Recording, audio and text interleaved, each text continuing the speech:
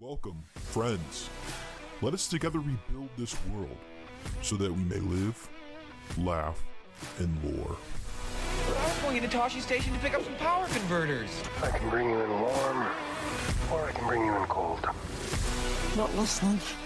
I'm not listening. Oh, that took. Program loaded and ready. Make it so. Welcome to the Live, Laugh, Lore podcast. We're your hosts. I'm Tony. And I'm Mark. And today is a special episode. Yes, it is. I figured out that we say that actually almost in every episode, but it is special. Every episode's special, Exactly. Tony. Every episode's special. Yeah, you do. It's absolutely. So the reason why this one is so special is because it's our Halloween episode, baby. Heck yeah. Live, Laugh, Gore.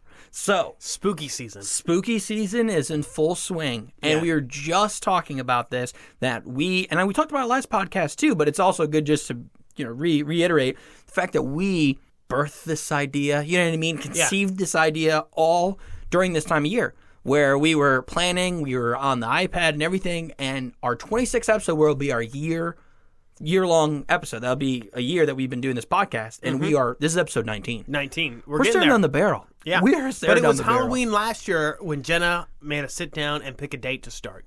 So crazy to think about. So we're running up on a year. This is Live, Laugh, Gore. So we thought, what better way to do this just to christen the spooky season with a Halloween episode. Yes. And this Halloween episode, there's going to be laughs, there's going to be loves, there's going to be tears, you know what I mean? It's going to be the whole gambit, and I'm super, super excited. Kind of the loose framework of what we're doing today is we might go over some lore of Halloween, kind of what kind of came to be. Yep. And then we can go more into some little mini games, but I think that'll take a little bit of time, so I don't want to call them mini games. But we're going to talk about some notable deaths and scary scenes from our favorite franchises. We were very positive and upbeat on this podcast, unless we're talking about J.J. Abrams' Star Wars. But we might not be so upbeat this time, Mark. There's definitely a lot to talk about, and I'm super, super excited. Mark, do you have anything else to add with that intro? Anything you're thinking off the top of your head? Well, anything to spooky season? I mean, yeah, we're just going to talk about all that and maybe just some spooky creatures from different lores, right? Oh, yeah. So I'm going to touch on the ghosts from Harry Potter, you know what I mean? Ooh. It fits right into it, I thought. Yeah, that's perfect. So do you want to go take us off with the lore of Halloween? Sure, yeah. So October 31st, known as All Hallows Eve or Halloween. It is known as that because the next day, November 1st, my brother's birthday. Really? Not the one that was on the podcast. Joe? Ben. Ah, dang. Paul's the 29th, so very close. Oh, I knew Paul was close. I thought Joe was close too. But No, yeah. Joe's next to your brother, man. Come on. 364 days apart. Oh, yeah. I forgot about that, yeah. So it comes from the Celtic, Gaelic, Irish roots of it's the holiday of Samhain. Oh, my dude. Oh, you know? All right. You know? Oh, no. Let's take a step back. Do you remember Halloween Town? Of course. I was just watching it last night. Yeah. First off, the whole Hallows Eve, and don't they mention that guy's name too? Samhain? Yeah. Isn't he like the mayor or something? No, that's Calabar is the mayor. The evil one. Yeah. Well, Calabar is the sorry, mayor. spoiler. But I thought they said It's that been out name since too. 1998, so it's not that much of a spoiler, but Dude. it's a fantastic Halloween movie. Not First of older all, than us, though. Not older than us. Close. Older than Paul, but it's fine. Yeah. Barely. No one's counting. Just by a few days, even though it was recorded. So I love Halloween stuff because it's filmed in the summertime Oh, yeah. and then released in the fall. Right? Yeah, they so can't. It's awesome. But Halloween Town, classic. I also love Hocus Pocus.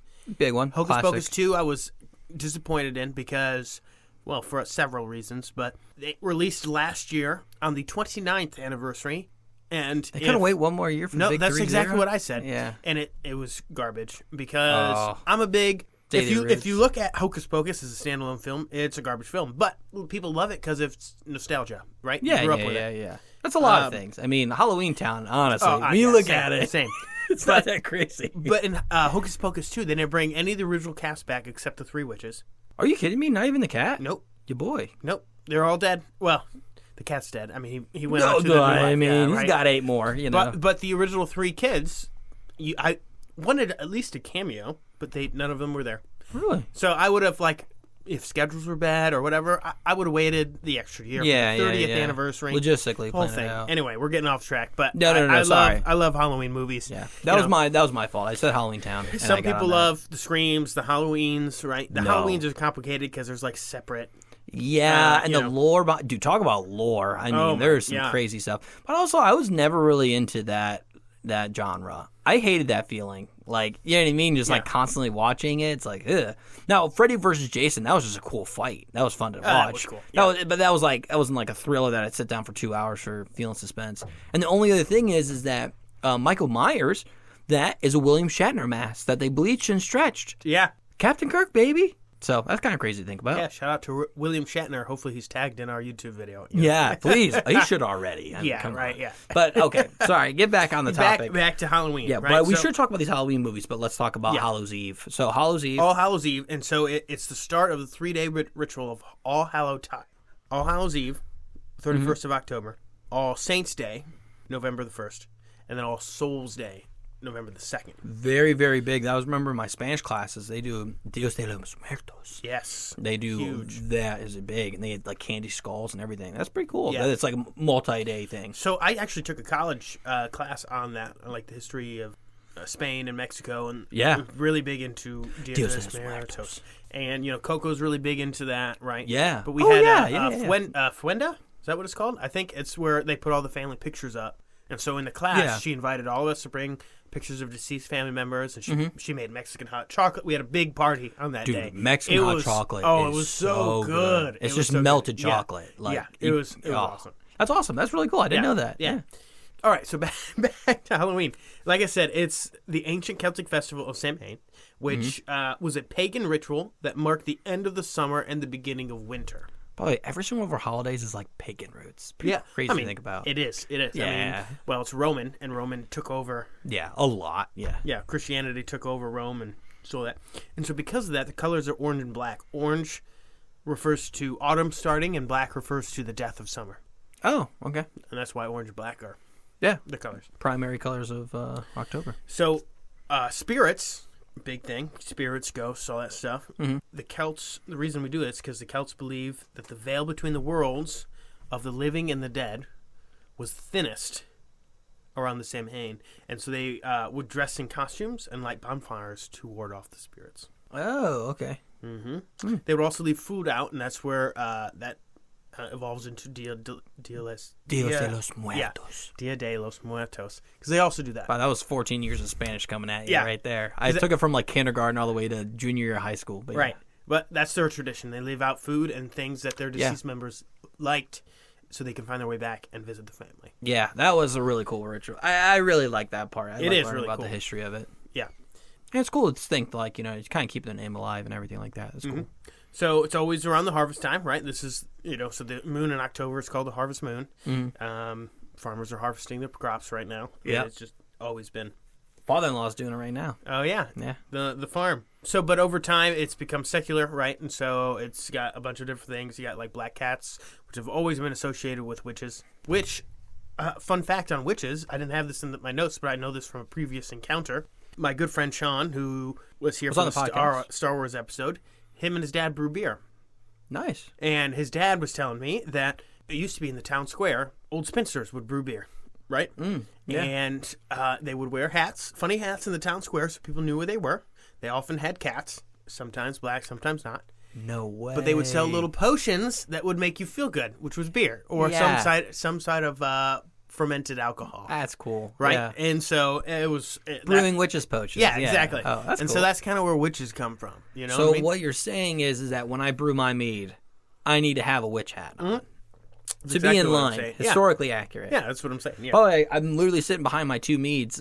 Jenna's family does a reunion during the Halloween, kind of what we do, but during summer. They do theirs in the fall because it's basically have a huge bonfire because Eric, my father-in-law, will harvest all the beans and corn, everything that he grows. And basically there's a wooded area and there's a lot of trees that fall in. And so basically all the men, like last week we did it, we carry all those huge limbs and we basically make a huge teepee out of it and light it, and it's a lot of fun. But I normally bring my brews there, so I literally have to bottle these up and have them ready to go by tomorrow. So, no, it's good to know that I should have some brewing hat while I do this. And then I have a cat already. Dax is here, so this is perfect. Yeah, so you're basically... Well, do you know what the original term for a male witch is? Not a wizard. That's not the original term. Oh my gosh, no. So first off, my knee-jerk reaction is to go with the Scooby-Doo episode. You know what I'm talking about with the witches, and then they have the warlock. Is it warlock? It is warlock. That's the original. So witch came first.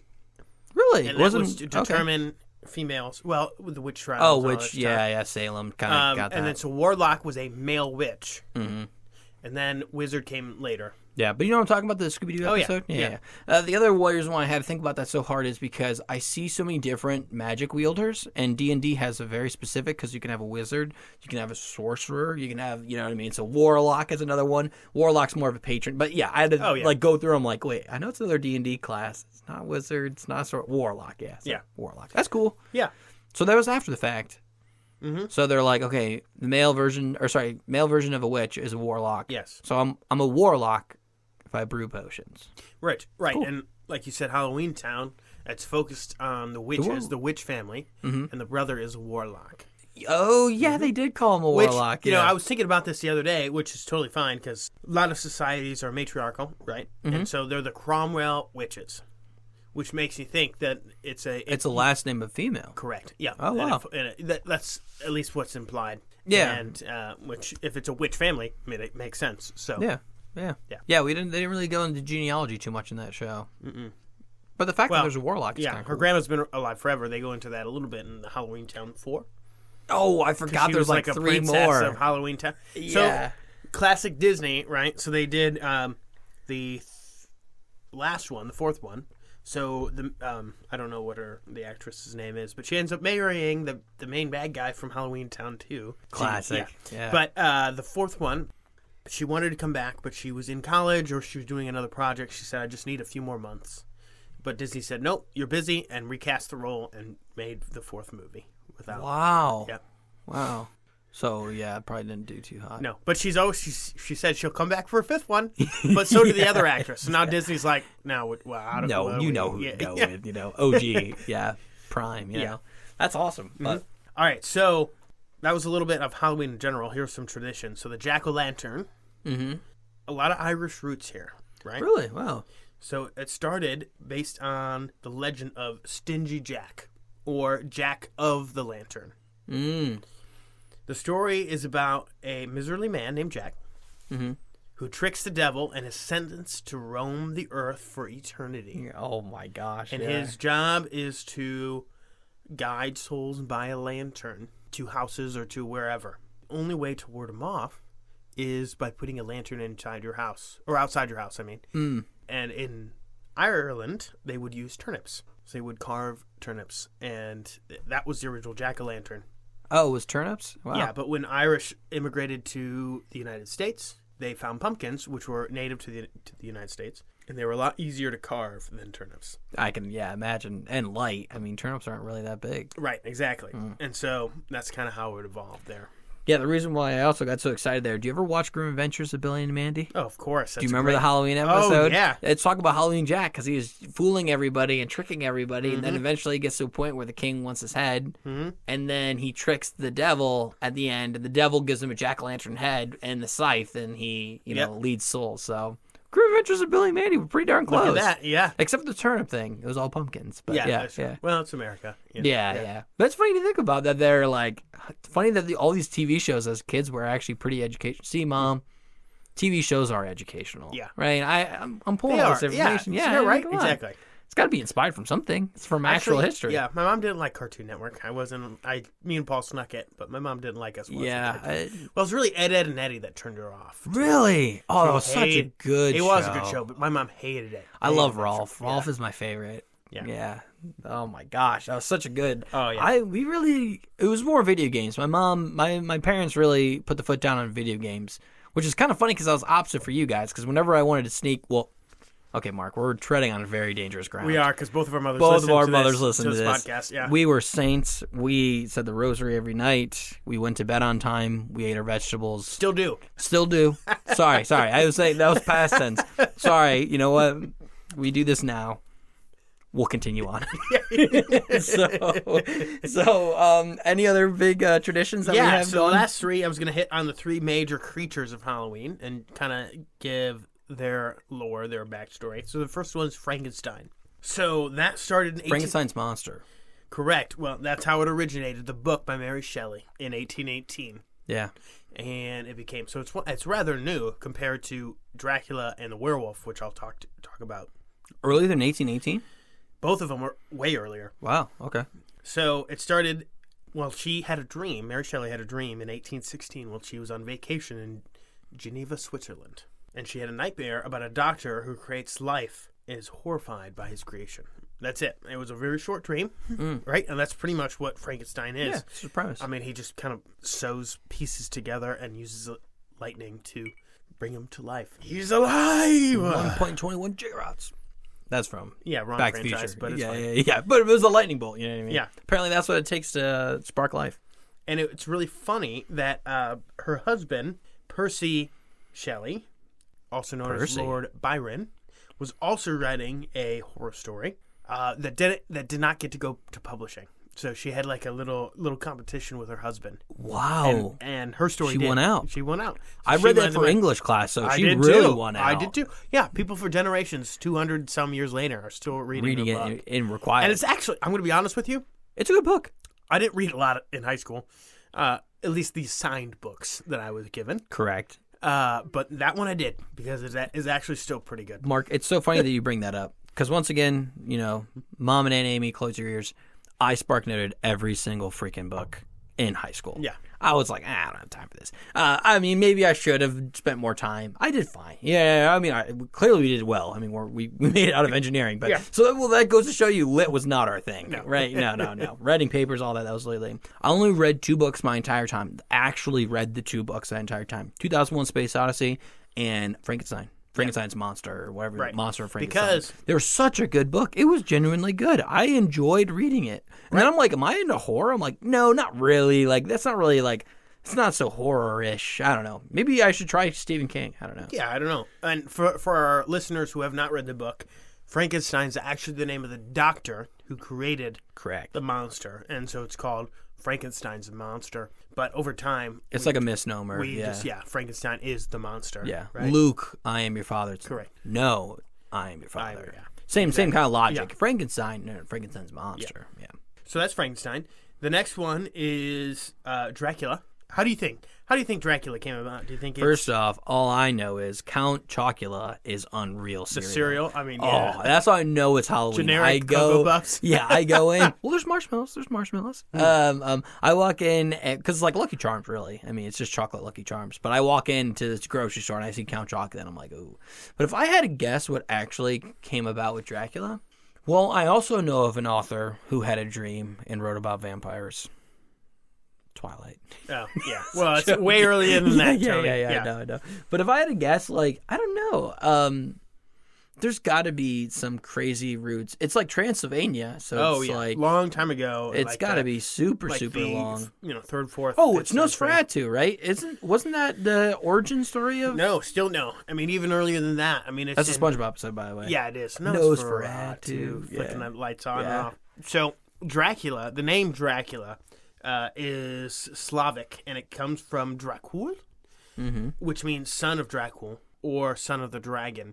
So Vlad the Impaler, from Transylvania, his father was also named Vlad, but Vlad Dracul, which was a nickname received after he joined the Order of Dragons. Now Vlad the Impaler became king of Transylvania and impaled a lot of his enemies. Yeah, oh yeah.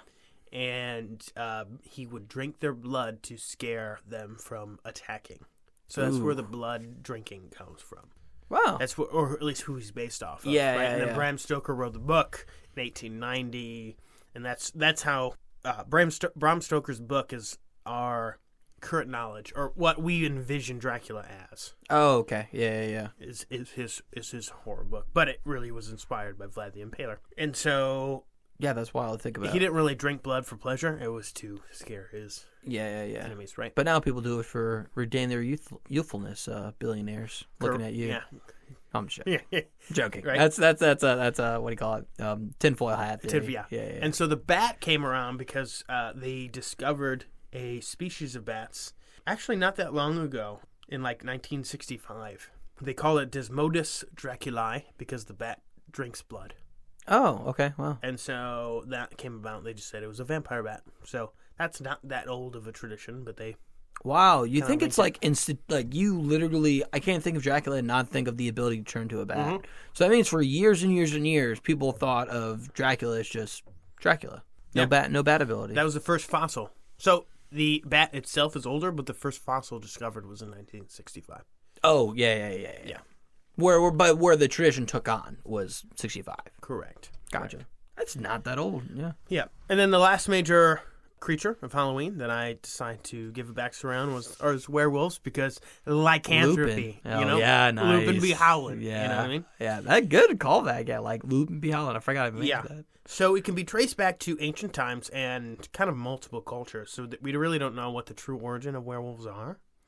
Even down to the culture. Right. It's been seen in Greece, Rome, Babylonia, and Scandinavia. So it's mentioned in the Epic of Gilgamesh, which is an ancient Western prose. It may be the first appearance, but we don't know for sure, of werewolves in literature. And in the story, Gilgamesh rejects a potential lover who turned her previous partner into a wolf. So man to wolf, right? Oh, okay. And then another one is a Greek mythology, legend of the Lycan. It's a Greek myth that one of the most popular werewolf stories.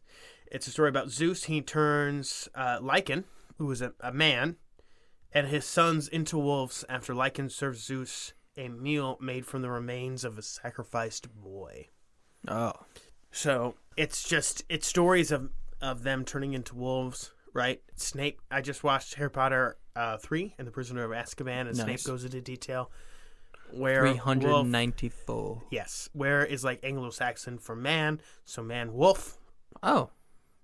turning into a man. Yeah. Beowulf, dude. Anglo-Saxon, if we're going You can down also to- go into different, Rome. but yeah. Rome, the founders of Rome, Romulus and Remus. Yeah, dude, that was Assassin's Creed. They talk about that. Yeah. There's a wolf. You get wolf icons from Yeah. Romulus and Remus. They were the two founders, and the story goes they were raised by a pack of wolves. And so it's funny because Remus Lupin, my boy, Remus, someone who was raised by wolves, and then Lupin is also derived from wolves or moon, right? So his name translates to Wolfie McWolferson. Yeah, basically. Yeah. Moon Wolfie McWolf. Yeah. That's awesome. Yeah. Yeah, that was. I was. So we did not have internet this past week due to the storms. So I had to go to Mark's house, and yeah, I literally walked in, and you were watching Harry Potter, and I was like, oh dang, dude, I might stay for a little bit, you know. Tis the season, Tony. When it's October, Harry Potter fits right into it. you know? Dude, that and Christmas, for whatever reason, I associate that. And the only reason why was ABC Family would have Harry Potter marathons during Halloween and during Christmas, and I would watch them every time. Yeah. What a classic. Yeah. So do you want to get into movies while we're talking about this? Because that's all I had on general Halloween lore. Yeah, so when I was thinking about movies, I was thinking about them in kind of different ways. We can kind of go to the death one, but first, let's just go like genuinely like scary. Mm-hmm.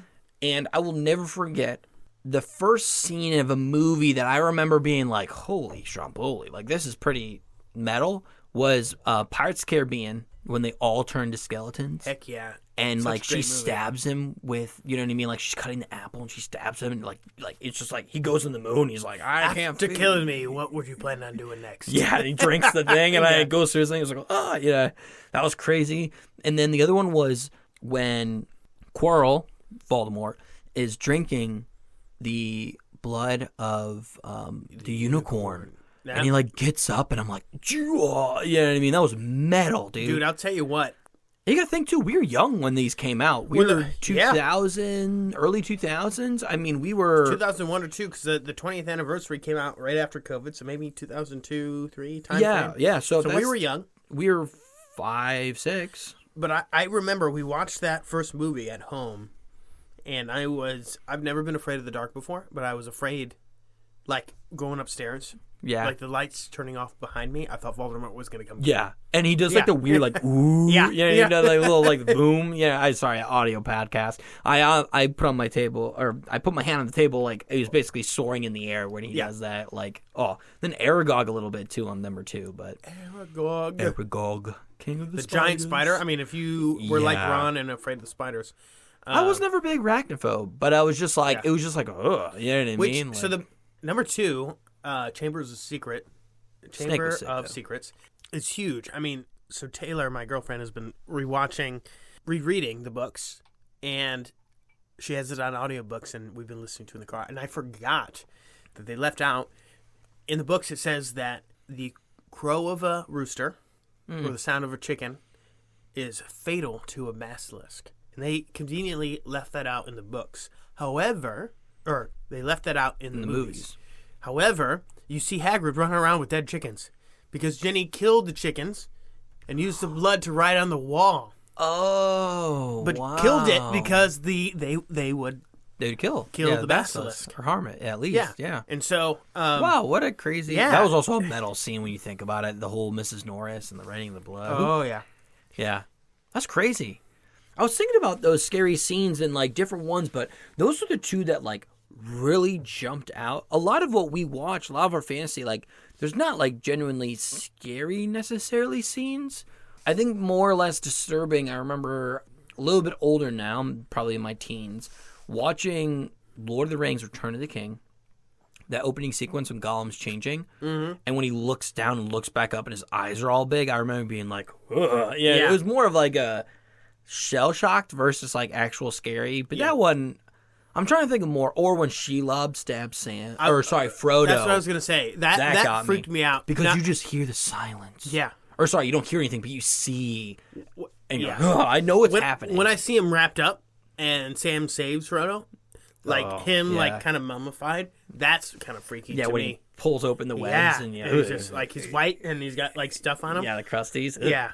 But yeah, no, dude, because I was trying to think back, I'm like, what are the really formative movies that I watched? Remember being like really scared? Because like, of course, like Jason and Friday the 13th. What's that called? Friday the 13th. Nightmare on Elm Street. That's Freddy Krueger. That's Freddy Krueger. You're right. So what's the Jason series called? So that's Friday the 13th. Friday the 13th. I thought. Yeah. But it was like, of course, like those are naturally going to be scary. They're meant to be scary. I'm just talking about like movies that kind of threw me off. You know what I mean? I feel like those are like my two really big one. I don't think Nearly Headless Nick really freaked me out because it was so muddled that right. Whatever. I mean, you can see through them, right? And it's it really didn't bother me all that much. But can you think of any other ones that like I just remember Lord of the Rings because those were like when we were young enough where I was like I didn't know what to expect, and I feel like that was pretty wild. Oh, Revenge of the Sith, Anakin with Mustafar. Yeah, I remember that like freaking me out, being like getting burned alive. Yeah, I'm like, holy crap! Like there's like rough ways to go. Right, you know what I mean? Not just or like Gollum falling into the fire. Yeah. Oof. That was bad. I mean, Star Wars didn't really have a lot. I mean, but the one that really comes to mind. The Geonosians were, like when you hear the wings flatter and you're like, and they're coming out of the holes. I think that was just more or less like the swarm mentality freaked me out. But sorry, continue. Well, so Game of Thrones really came to me. So like, I was older when I saw it, but still, Red Wedding freaks me out. I mean, just like, So if you haven't seen it, a little bit of spoilers, but it's been out for that season, probably close to a decade now. Yeah. Oh my gosh. Ugh. I don't like think of that. Yeah. The Red Wedding is Robb Stark is getting married to. No, right? Robb's already married. But the Red Wedding was with Jenna's gonna be really proud of me that I remember this. It was the Tully, Robb's mother. Well, I can't think of her name. Catelyn Stark. Was her Tully? Brother. Yeah, her brother. That's right. Her is brother marrying. Frey. One of the Freys, because who's Argus Filch? Yeah, now here's a connection. But Argus Filch, dang it, Walter Frey was originally supposed to marry off one of his daughters to Robb Stark, but for the deal of them getting passage, because the Freys have this really nice set of land, but the whole point is they can cross this bridge yeah. and blah, blah, blah. Cuts the army time and, they're kind of going against whatever. So there's a lot of political strife here. But the whole point is that Robb Stark is like, hey, I'm really sorry I did this.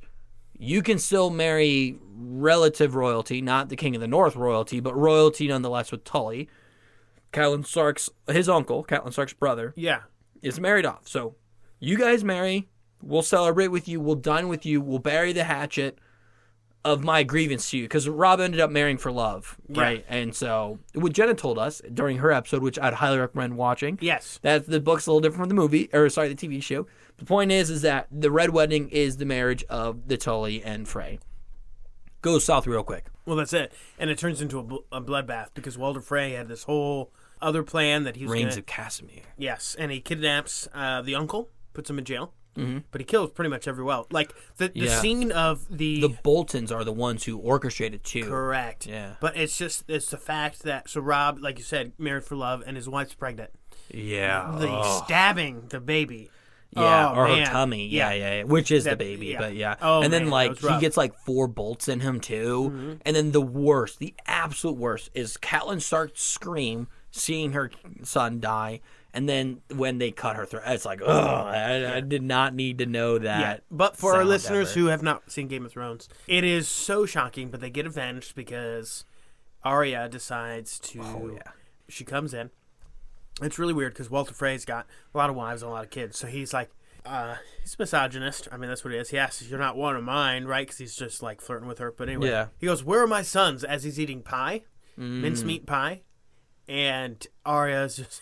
pretty much like the North sends their regards, and he opens up the pie, and it's like the thumbs of his kids. That it's like were the killed. meat of this kid. And then she kills him. And then she kills the rest of his house with poison. It's like, so good. So, very wicked man, but he gets avenged. Yeah. But I'll tell the you what, act is wicked. after being such a big Harry Potter fan and watching all those movies, it was weird to see Argus Filch in a role like that. Where he's got so like a backbone evil. or whatever. I still can't get over Argus Filch. Like, the character himself is so bad.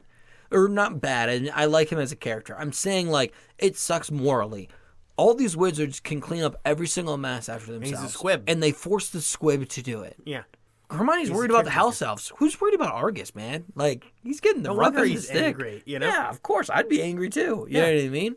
So, actually, Mark, if you want to, do you want to go into, like, crazy... Because this is a Live, Laugh, Gore. Do you want to go into, like, crazy stuff that you can think of from all these different shows and TV shows? Like, other crazy deaths? I mean, so the biggest one I was going to talk about, too, was Gollum. They played it beautifully, but, like, how scary is that? The fact that, like, so Gollum, for those who don't know, is obsessed with the ring. They get all the way to Mount Doom. Frodo kind of has second thoughts. He puts on the ring. Gollum then takes the ring off Frodo. And then, in doing so, he gets into a tussle with Frodo, and then he falls backward into Mount Doom. So into lava. It's a really cool scene because it shows, like, his last moments on this earth is, like, cradling the ring, even though he knows he's imminently about to die. But right before he goes, like, he feels the ring on his hand. It's pure joy. And then all of a sudden he hits the lava, and then he, like, almost like Terminator thumbs up slow, but, like, slowly goes into the lava, and then the ring hits the lava, and then everything wins. The crazy when you think about that is, like, the reason why it's so scary as an adult, like, as a kid, I kind of saw it, and I was like, oh, that's kind of crazy. But as an adult, you think about it, you're like, dude, he's dying from, like, asphyxiation. That's so scary. Yeah. Yeah, that's a painful way to go. You know what I mean? So that one... Based on an obsession that he could not let go. Yeah, he literally was... It was such an addiction, he couldn't let it go. Yeah. And so it's just wild to think back and being like, wow, that's a really wild way to go. So I was wondering if you had any other kind of crazy ones that were in your head, or the Red Wedding is a good one, but... So I'm sticking in the Game of Thrones theme, but the other one that I was... There's a ton here. The Red Viper's death when the mountain crushed his skull in with the eyes. I mean, boom! Yeah. That was rough. That's a rough I mean, one. it's Pedro Pascal, so no one wants to see him die. Yeah, but no, like he's the man. Big jar. Oh, the mountain, right? Yeah, it was mountain. Yeah, the other crazy thing is I would argue that his wife dies in a really horrible way, too. So they also figure out that she poisoned, oh my goodness, her oldest daughter. Can't remember her name. Remember? Cersei's daughter. With the poison that you put on your lips and you kiss them. Yes, because she was sent there to marry a match between the Dornish and the Lannisters were who were supposed in to the be. what's it called? The Red Keep. The King's Correct. Landing. King's Landing. Yeah. So they were supposed to have this political marriage. The whole point is that just out of everything that has happened, the wife of Elia Marcel, I think that's her name, basically puts this poison on her lips, kisses the daughter.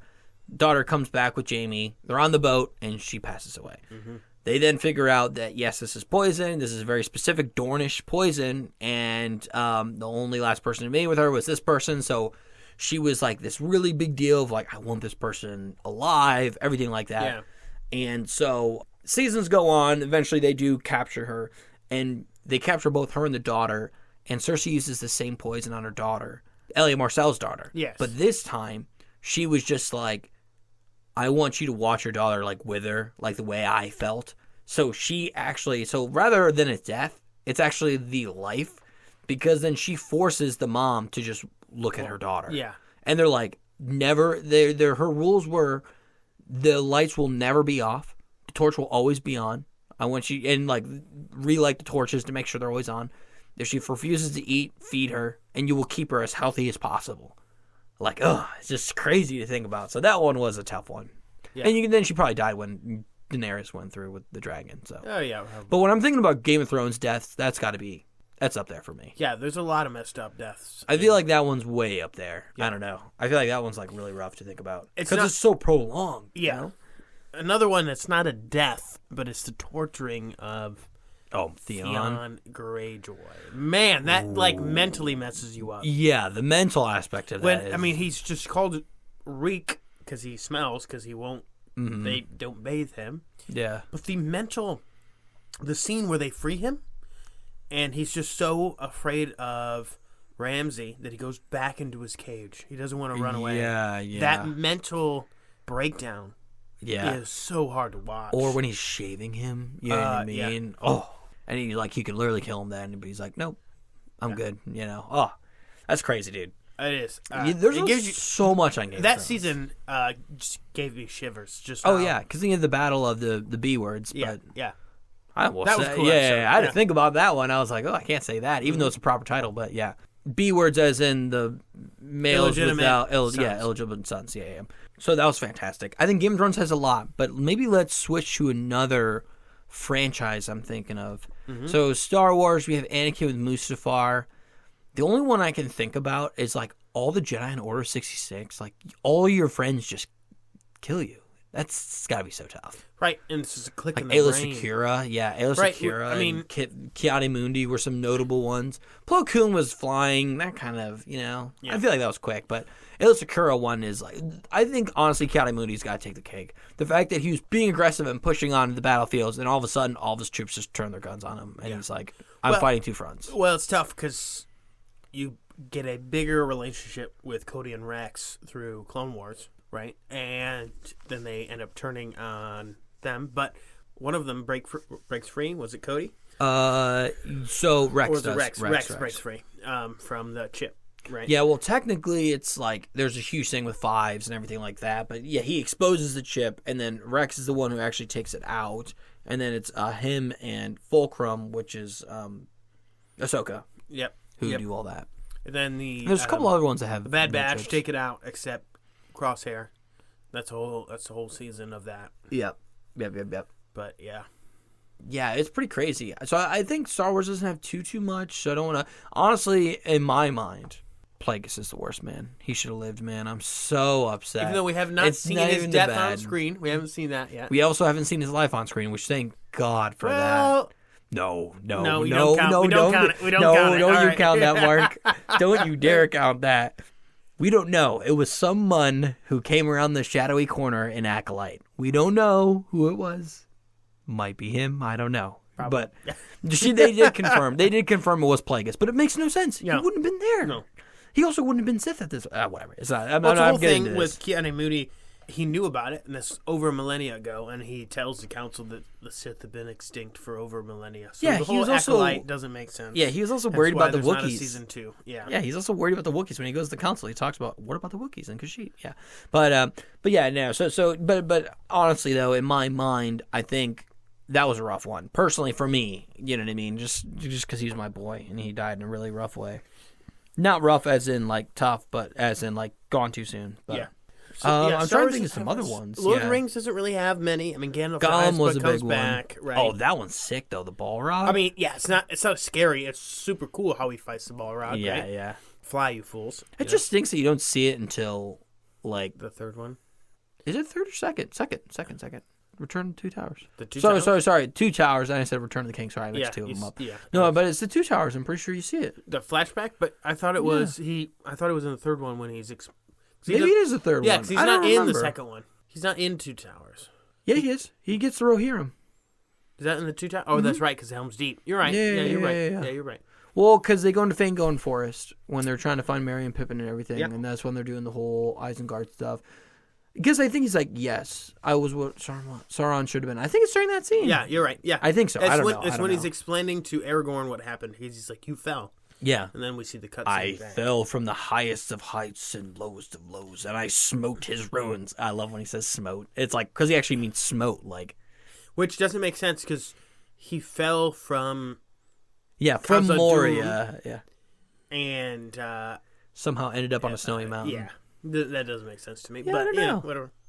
Nice Cause of Doom reference, by the way. Which is really cool because I'm watching Khazad-dûm. the second season of Rings of Power, and this Yeah. tonight was released. I'll probably go home and watch it. It's the last one, right? It's the last episode of the season 2. Oh my gosh, it's so good. Is it good? It is. I haven't started it. I was going to wait until it's fully end. It is. It's so good. It's because the dwarves are in Moria and Khazad-dûm. Okay, you get to see They that. don't call it Moria. They call it Khazad-dûm. Really? Yeah, and it's Okay. Wait, so what's the difference of that?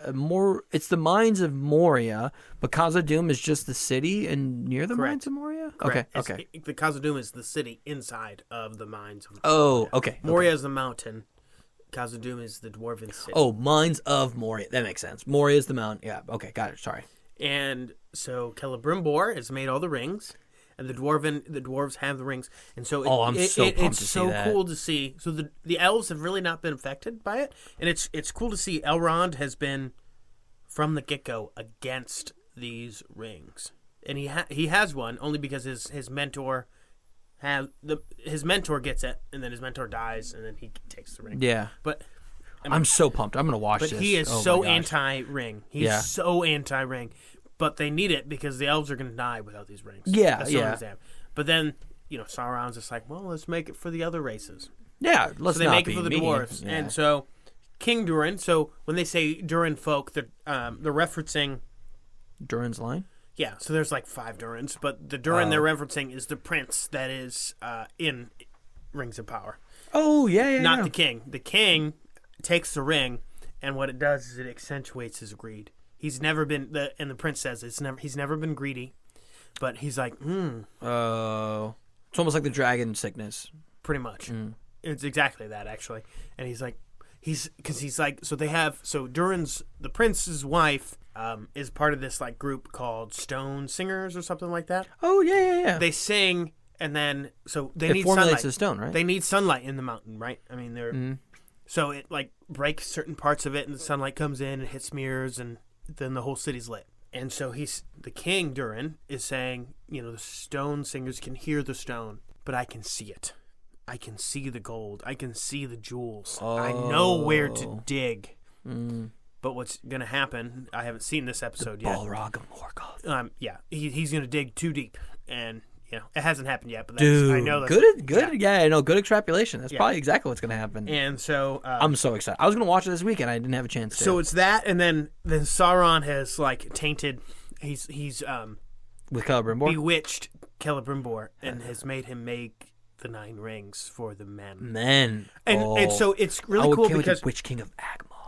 Celebrimbor, it's so cool to see his fall. He makes the rings for the elves perfectly, but he doesn't want to make rings for the dwarves, let alone the men. And the way that Sauron like manipulates him and convinces him to do it throughout the series is really cool to watch. Oh, cool. And like the I'm fall of super Celebrimbor, pumped.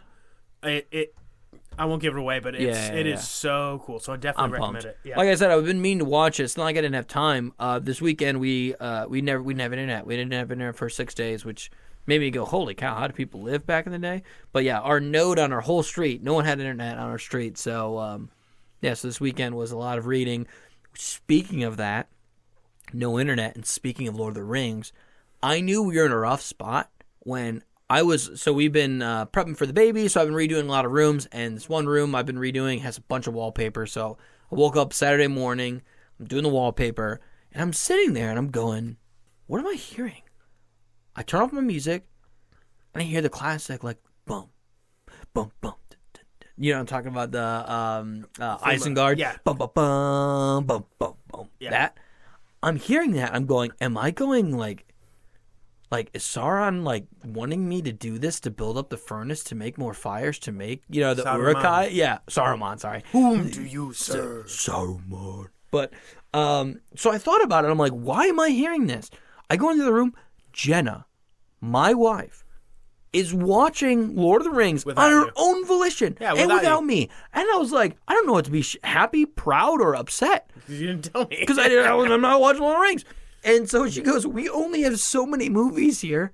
And I only have Lord of the Rings and like Hobbit on Blu-ray. And because we didn't have internet or anything, so she was like, I didn't want to watch something on my phone. She wanted to cross-stitch on the TV. So she put in Lord of the Rings. And I was like, I'm ecstatic. But I was like, I took like a 2-hour break from Yeah, do what you needed to do. because I was Yeah, like watching. I was like, oh, I'll just watch 5 seconds. And Yeah. then Jen, of course, asked me like 3 questions. She was like, so what are Uruk-hai? Like, why are they so different? I was like, all right, Jenna, this is it. This is it. You know what I mean? I'm like, so I started explaining all this stuff, and she's asking me all these questions, and it was a lot of fun. So And it goes a little bit into it in Rings of Power. really, oh, I'm pumped. I'm so pumped. Okay, so I'm definitely, I'm Because it's super like a excited. crossbreed between Yeah, elves goblins and and orcs, right?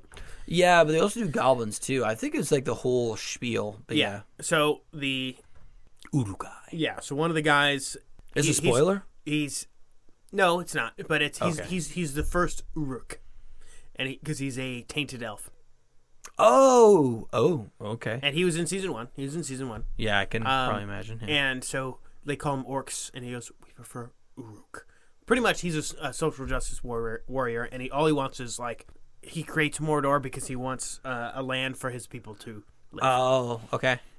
and that's Interesting. all that's in season 1. Okay. Oh yeah, no, I'm excited to watch it. But yeah, no, I thought it was hilarious that Jenna got to a point where we had no internet and she's watching Lord of the Rings. That's all I knew. I was like, okay, I better call our internet provider. We should probably make sure we get internet here shortly. Jenna's losing it here. Losing her mind.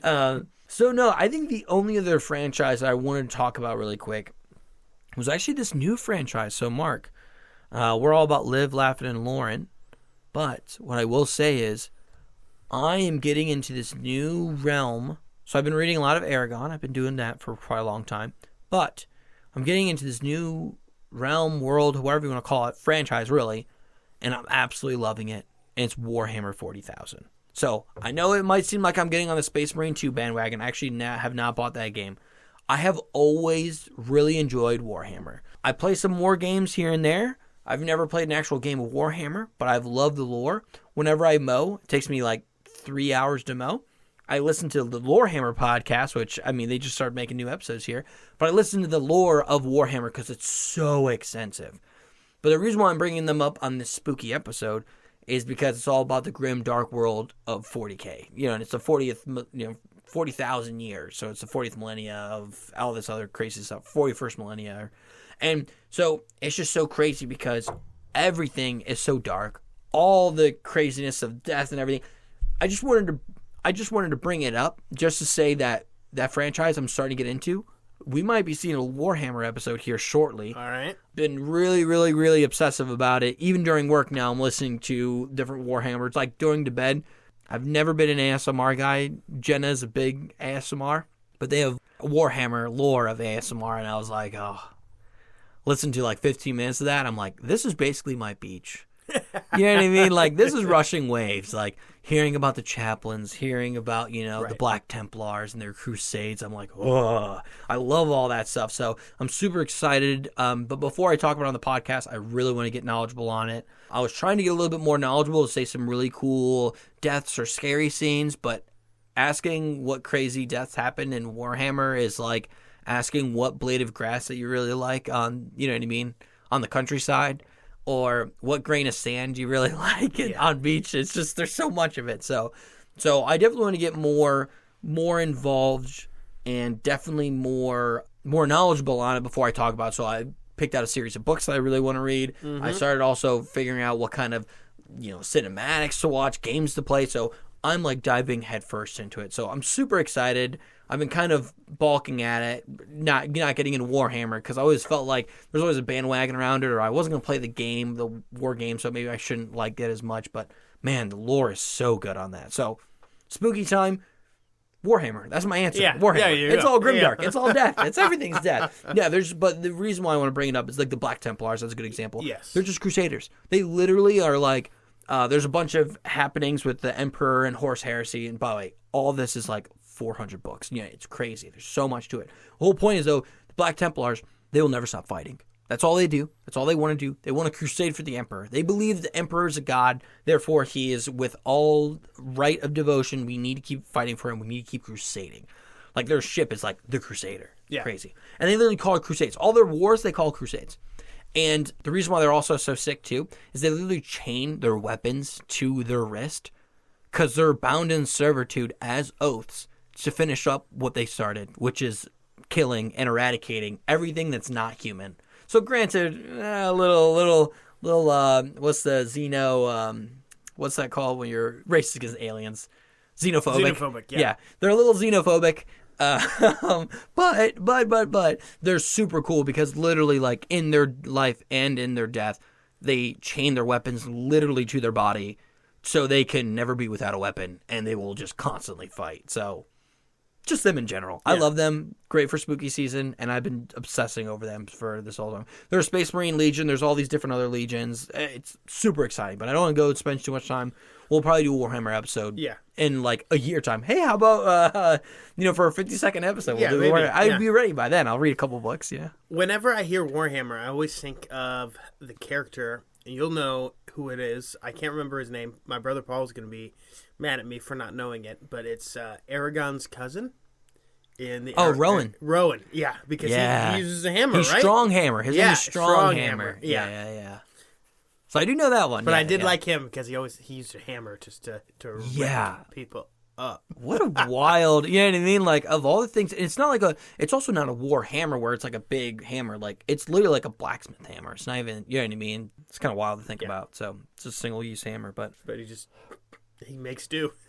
Yeah, it's crazy. But so, Mark, do you have any other notes or anything like that you wanted to touch on? Yeah, the last thing I wanted to hit was I did some research on, because it's spooky season, the ghosts of Hogwarts. I forgot we still had to do this one. Yeah, absolutely. So there's a lot of ghosts at Hogwarts, but there are six named ones, at least in the books. Really? Oh, I thought you just knew the main. There's one per house for sure. One per house, and then there's Peeves. Then you have Peeves and Moaning Myrtle. Oh, okay. Yep. Oh, so there's actually 7 because you have Professor Binns as well.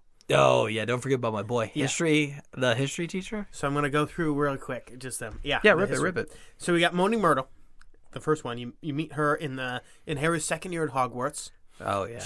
Her real name is Myrtle Warren. Myrtle is her first name. Myrtle is her actual name. She started at school at Hogwarts in 1940, sorted into Ravenclaw House.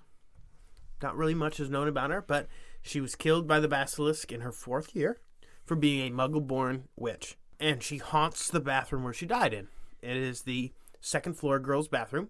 And she occasionally floats to other bathrooms, but that's where she is. In the Black Lake. That's her home. Yeah, that's her home base, though. Yeah. I'm just kind of thinking that the sewers connected to the Black Lake is a little yucky to think about. Yeah, right. Sorry, I don't want to blame the plumbing of By the way, didn't J.K. Rowling say all the wizards crap their pants anyway? So, Yeah, that's fine. Yeah, whatever. All right. But the reason she's called Moaning Myrtle is because she just cries because she She died killed way too at young. 14 Yeah. years. That I mean, I would sucks. too, right? Yeah, And absolutely. then, the students pick on her, right? So she doesn't, she doesn't have a really good afterlife. She was also crying because students were picking on her. Like, Yeah. literally, she wouldn't have died if... 10 points you go through her head. yeah, she literally would not have died if Yeah. people weren't picking on her, which is kind of crazy to think about. So next we have the Grey Lady, which is the ghost of Ravenclaw House. Rowena Ravenclaw? Helena. Daughter? Yeah, so her name's Helena, daughter of Rowena. Okay. So the Grey Lady, the Bloody Baron, and the Fat Friar are all about the same age. They were the first generation of students at Hogwarts. Jeez, I didn't know they were Gen 1. They all studied under the founders. Oh, bad track record for the founders. I mean, granted, every student died. You know what I mean? But, that's a bad track record of their haunting. So the Grey Lady had Helena had an estranged relationship with her mother. So after she graduated Hogwarts, she stole her mother's diadem, which turns out to be a Horcrux. But the user or the wearer of the diadem, it enhances your wisdom. Oh, okay. I didn't realize before it was a Horcrux, there was actually an enchantment to it. Correct. So after graduation, she stole it and ran off to Albania, which is, fun fact, the same place where Quirrell encountered Voldemort. So Albania. Yeah, I was about to say Albania is a big Yeah. one. Also, that's where Charlie is, right? Yeah. Yeah. Yep. Helping the dragons. Jeez, full circle.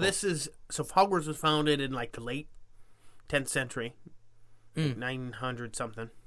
So she was born then and died. She died early because her mother, Rowena, sent the Bloody Baron, known only as the Baron at that time, Yeah, it'd be kind of rough if his name was Bloody Baron before, yeah. to go find her and bring her back.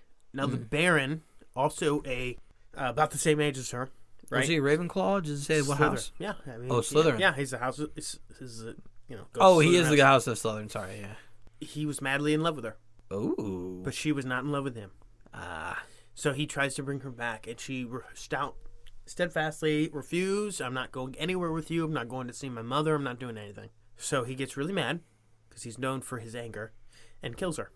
Ugh, okay, well, that's a little bit more than mad, but yeah. And then after he kills her, he's looking at his knife, and he goes, "What have I done?" Kills himself. Jeez.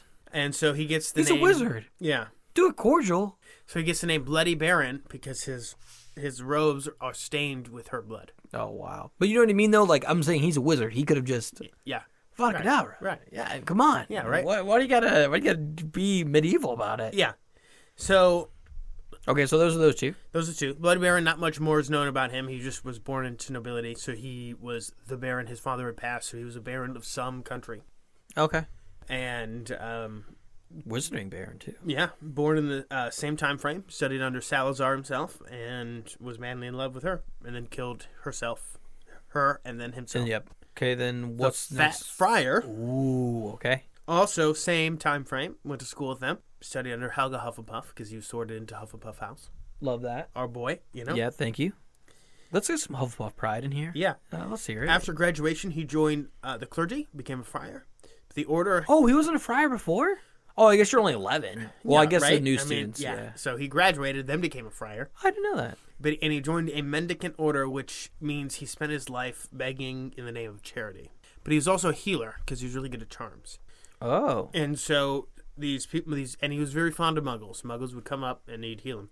Church elders, especially at that time, were very wary of magic. Oh, because like miracles. And he would make a show. He was very kind, but he liked to be fun, and he would make a show out of healing.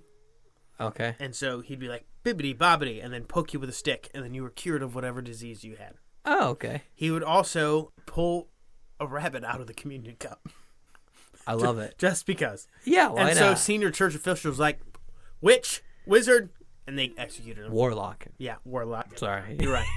So they killed him because of that. Because, Really? I mean, he just was openly using magic, and they were like, Oh, Devil- that sucks. devil. Yeah, Yeah, he so was he got fake. killed. But so the church did not know he was a wizard. So No. you're saying they're sensitive to magic, not knowing that magic was actually real. They were just yes. under the impression. Okay. correct. So he died. Witch trials, yeah, whatever. Yeah. So Oh my gosh. And then wait, so they were all four.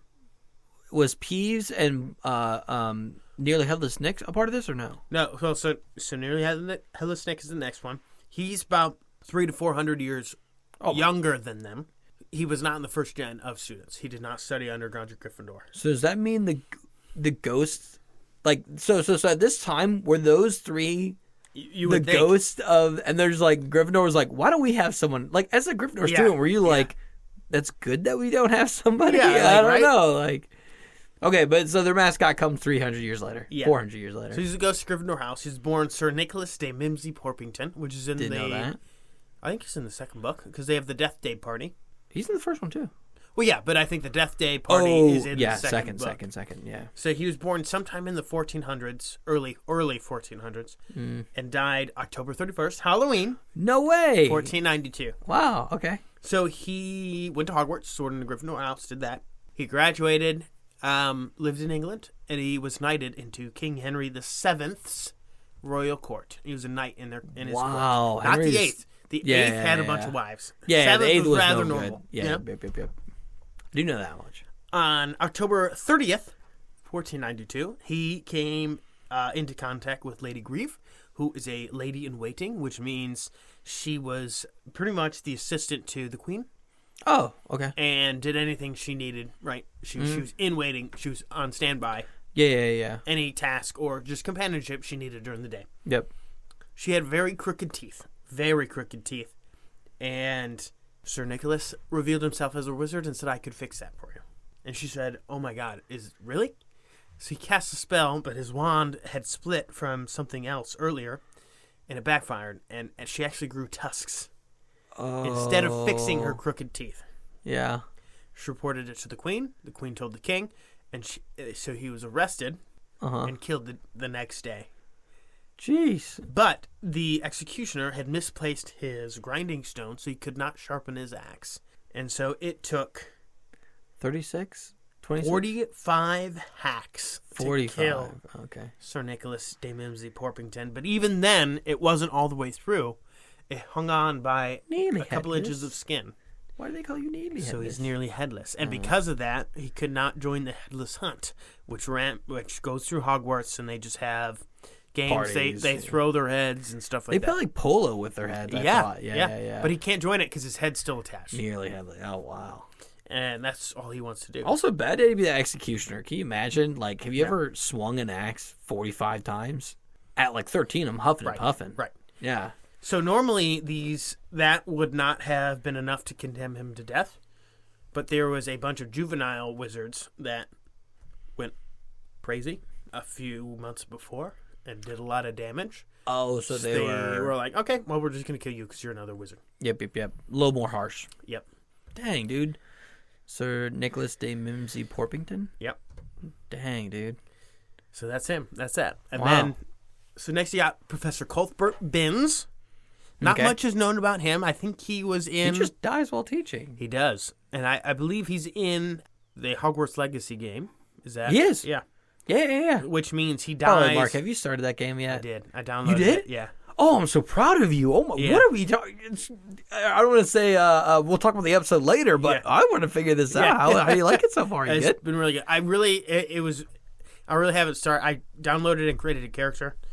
It really has not gone much farther than that. Okay, good. So. No worries. All right, we won't derail more, but oh my gosh, dude, Yeah. please keep me updated. Yeah. We'll have a Mark's Corner where you keep me updated All right, because all right. I'm genuinely curious how you feel about the game. All right. I'd love to talk about the game.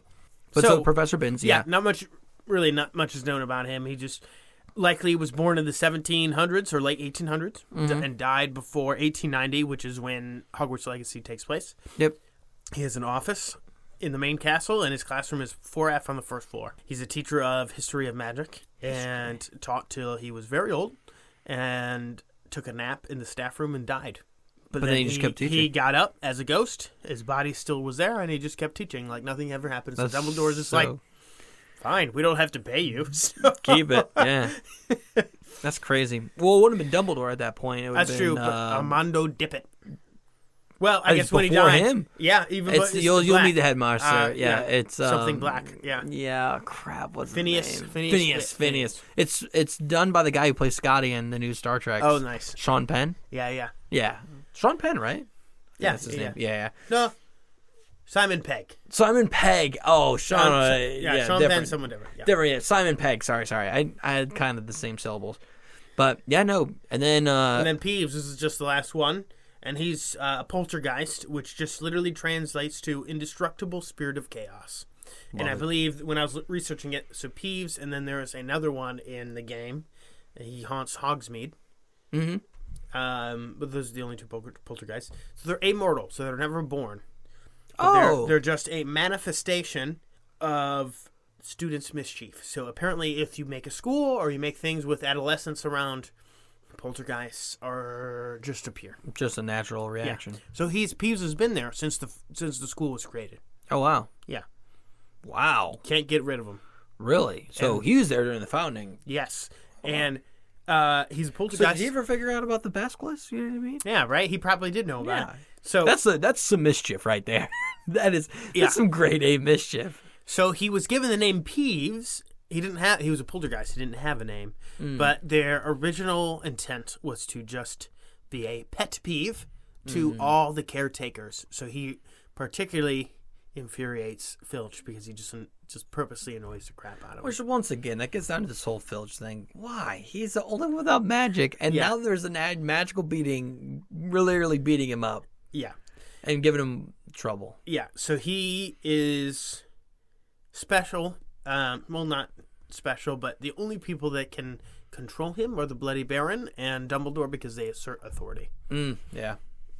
So, not every headmaster has been able to control him, but some have. The ones who have backbone and stuff. So, dang. So those are the ghosts. I just wanted to hit the. I felt like this was a perfect. It's a spooky season. You have to. Yeah. And we've attempted to hit the ghosts at one point in a previous episode. It got cut. It's all right. So I didn't do any research on it, but this was And I also didn't either. We were kind of shooting from the hip. We did a pretty good job relative now thinking back to it, but no, there's a lot of great facts in there that I did not know. Yeah. So, especially the house, I never really attributed the fact that they were the first generation of the houses. Yeah, 3 of them, yeah. And then the fact that, too, that like they were sorted into the house in which they are the ghosts for. I just thought they were ghosts, and they're like, hey, this house seems cool. You know what I mean? I didn't think that they're actually students. Yep, they were at some point. But all went to school at Hogwarts, School of Witchcraft and Wizardry. But yeah, dude. Well, hey, I think this is perfect. I think wrapping this up, I think we're at a good spot. I think we start off spooky season right. I think so. I'm super excited. Fall time's the best. We'll go back, watch some Halloween Town. Dude, tonight. I already made Grandpa Mossing's mixture of candy corn and peanuts. So good. So freaking good. Good. Oh, and I've always been a big candy corn guy, but the candy corn and peanuts are so good. So next time I'm over, I'll grab a handful. Yeah, please. I've got a couple handfuls. A whole bowl of it. Yeah. Oh, it's so good. Oh, that's super exciting. That brings me to fall. Oh, it's so great. Yeah. That warm apple cider, can't beat it. Yeah. Can't beat it. Yeah. Thanks everyone for listening. Please reach out to us with questions, mix-ups, and what-if ideas. I know we haven't done a little bit in a while, but we definitely need them. Yeah, the reason why is because we're running low. I'm looking at the cup. Yeah, yeah, and we redid our prompts, but the prompts we're about to recycle again, and I was like, ooh, we figured this out. So absolutely. And if you ask yourself, hey, how can we reach out? Definitely reach out to us on Instagram or X with the Live Laugh Lore Pod. And you could also email us at the livelaughlorepod@gmail.com. That's livelaughlorepod@gmail.com. Thanks, guys.